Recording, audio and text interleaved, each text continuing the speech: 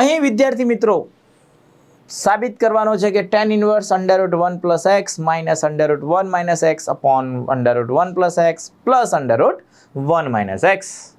અગાઉના દાખલામાં પણ આ જ મુજબનું હતું, પરંતુ એક્સની જગ્યાએ આપણને સાઇન એક્સ આપેલા હતા. બરાબર છે. અહીં આપણને આના બરાબર સાબિત કરવાનું છે pi by 4 minus 1/2 cos inverse x, અને કન્ડિશન પણ 1 માઇનસ 1/√2 થી 1 આપેલી છે સંવૃત અંતરાલમાં. સાથે સાથે સૂચન આપેલું છે, એક્ઝામમાં સૂચન ન હોય. બરાબર છે. તો સૂચન આપણે ઉપયોગ કર્યા વગર પણ આને ઉકેલી શકીએ છીએ. તો એક કામ કરી દઈએ, અગાઉના દાખલા મુજબ જ અહીં ગણતરી કરી દઈએ કે ડાબી બાજુ જે છે એ તો રકમ જ લખવી ને પહેલી. બરાબર છે. અને બીજું સ્ટેપ શું લખવાનું? તો બીજા સ્ટેપમાં આપણે સમીકરણ કરી દઈએ. તો સમીકરણ કરવું હોય તો અંશમાં a માઇનસ b નો હોલ વર્ગનું સૂત્ર લાગુ પડે. Under root 1 plus x minus under root 1 minus x નો વર્ગ. જ્યારે છેદમાં a plus b, a minus b કરો એટલે a square minus b square. વર્ગમૂળ બંનેમાંથી કેન્સલ થાય.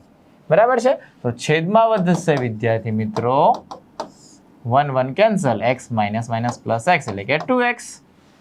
જ્યારે અંશમાં a માઇનસ b ના વર્ગ પ્રમાણે a સ્ક્વેર એટલે વર્ગમૂળ કેન્સલ, 2ab એટલે 2 under root 1 minus x 1 plus x એટલે કે 1 માઇનસ એક્સ સ્ક્વેર, અને પ્લસ b સ્ક્વેર એટલે વર્ગમૂળ કેન્સલ.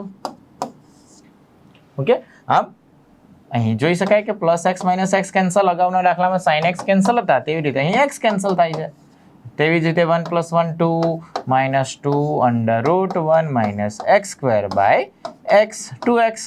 2 2 2 કેન્સલ કરી દઈએ તો આવો દાખલો આપણે એક્ઝામમાં પૂછી શકાય. અહીંથી પણ પ્રશ્ન પૂછાય કે ભાઈ આપેલા વિધેયને સરળ સ્વરૂપમાં ફેરવો. તો શરૂઆતમાં આપણે થિયરીમાં સમજાવ્યું હતું વિદ્યાર્થી મિત્રો કે જ્યારે આપણને under route a square minus x square દેખાય ત્યારે આપણે x બરાબર a સાઇન થીટા અથવા તો a કોસ થીટા ધારવાનું હોય. બરાબર છે. તો જ્યાં a સ્ક્વેર એટલે 1 સ્ક્વેર છે તો a1 થશે. તો 1 સાઇન થીટા કે 1 કોસ થીટા ધારીને દાખલો કરી શકીએ. બરાબર. તો અહીં આપણે એક કામ કરીએ ને, x બરાબર a સાઇન થીટા ધારી લઈએ. બરાબર છે. તો x ની જગ્યાએ 1 સાઇન થીટા ધારી લઈએ વિદ્યાર્થી મિત્રો. તો x બરાબર સાઇન થીટા. આપણે સૂચનનો ઉપયોગ નથી કરતા. બરાબર. એક્ઝામમાં સૂચન ન આપેલું હોય તે માટે સૂચનનો ઉપયોગ ન કરતા x બરાબર સાઇન થીટા ધારી લો. તો અહીં આપણને આમ તો આ પ્રમાણે કોસ થીટા ધાર્યો હોય તો કન્ડિશનમાં સરળ પડે, બાકી સાઇન થીટા લઈને ગણીએ છીએ.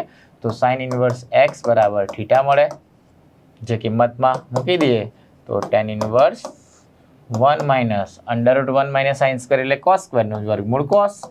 કન્ડિશનમાં -1/√2 થી 1 છે એટલે કે ચોથા ચરણમાં કોસ ધન હોય, પહેલા ચરણમાં પણ કોસ ધન છે એટલે પ્લસ લખીશું, અને છેદમાં સાઇન થીટા. અગાઉના મુજબ જ છે, પરંતુ ત્યાં x હતો, અહીં થીટા છે. તો 1 માઇનસ કોસ જ્યારે આવે ત્યારે 2 સાઇન સ્ક્વેર થીટા બાય 2 લખવા.